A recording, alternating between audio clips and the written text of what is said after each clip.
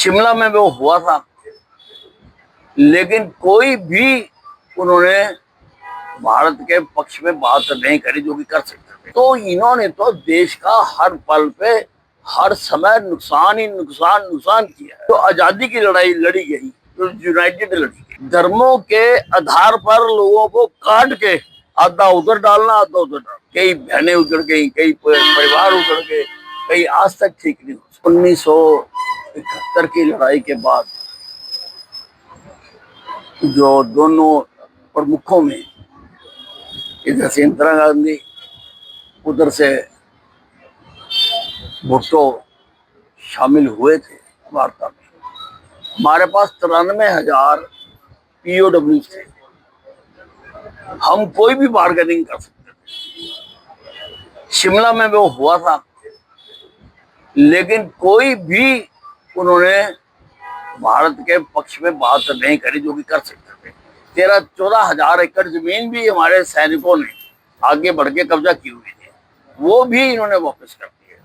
तो इन्होंने तो देश का हर पल पे हर समय नुकसान ही नुकसान नुकसान किया है।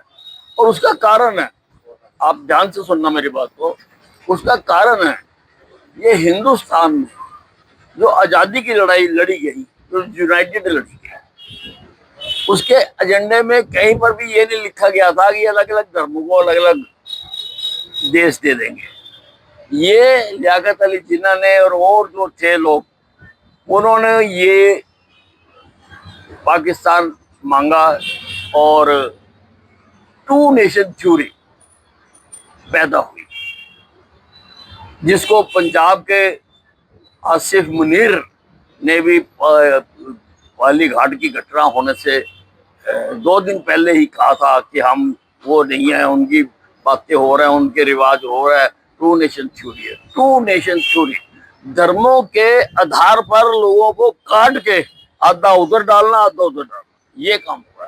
कई लाख लोगों के जो हैं इसमें शहीद हुए हैं, कई लाख लोग, कई बहनें उजड़ गई, कई परिवार उजड़ गए, कई आज तक ठीक नहीं हो सके। तो इनको अपनी दादी अम्मा का तो याद नहीं है। देखिए, जो राजा होता है वो देश का राजा, उसको सब सम्मान, सबसे प्यार उसको मिलता है। और ममता बनर्जी तो देश में जो अब राष्ट्रभक्ति का उफान पर हैं लोग, ये उसको पंक्चर करना चाहते हैं। इसीलिए इस प्रकार की बातें रोज निकाल के लाते हैं कि ये जो इतनी तेजी से हर तरफ तिरंगा, वंदे मातरम, भारत माता की जय, इससे इनकी नींद हराम हो गई है।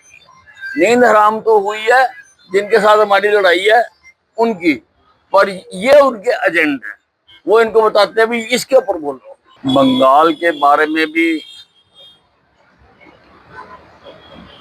कोई ऐसी बातें हैं कि जिसको प्रचार करने की जरूरत पड़े।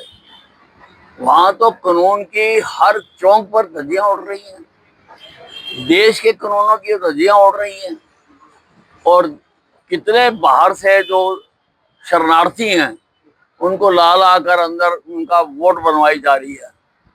तो अब इसको भी ममता बनर्जी ठीक मानती हैं, तो फिर उसको किसी और देश में जाने का तैयारी करनी चाहिए। पहला सीन तो देख लिया सैफुद्दौला ने, कैसे भागे और कैसे रो रहे हैं, और कैसे खुद कल टीवी पर बयान दे के कह रहे थे कि हम तो लाशें उठा के थक गए।